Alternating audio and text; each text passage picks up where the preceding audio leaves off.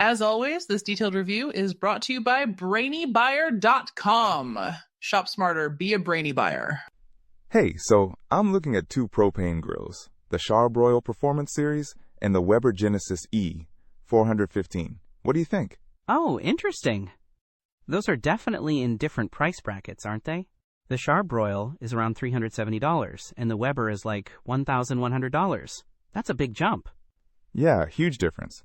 But let's look at what you get for the money. The Char-Broil has 475 square inches of cooking space, and the Weber boasts a much larger 994 square inches of cooking area.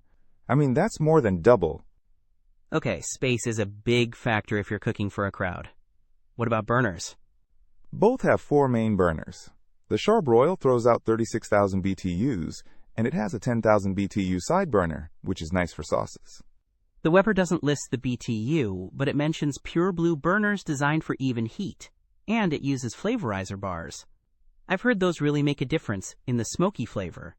Right, the Char-Broil has porcelain-coated cast iron grates, which are good for heat retention and easy to clean. The Weber also has porcelain-enameled cast iron grates. Okay, so similar grate material. What about size and weight? That matters if you're moving it around. The Char-Broil is lighter, only 85 pounds, and smaller dimensions overall. The Weber is a hefty 205 pounds and much larger. You're not moving that Weber easily. Definitely not. What about extras? Does the Weber have anything special to justify the price? Well, the Weber is part of their crafted outdoor kitchen collection, meaning you can buy all sorts of extra grillware, like pizza stones and griddles. And it has a grease management system, which sounds convenient. The Char-Broil just has a removable grease tray. Okay, so the Weber is more of a system, while the Char-Broil is more basic. Both have electronic ignition, which is good.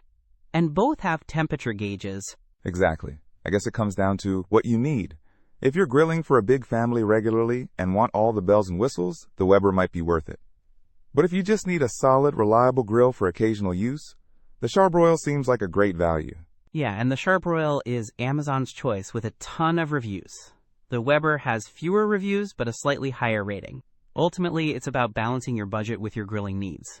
Don't miss out on our next in-depth review to help you make smarter purchasing decisions. Hit that subscribe button and the notification bell so you're always in the know.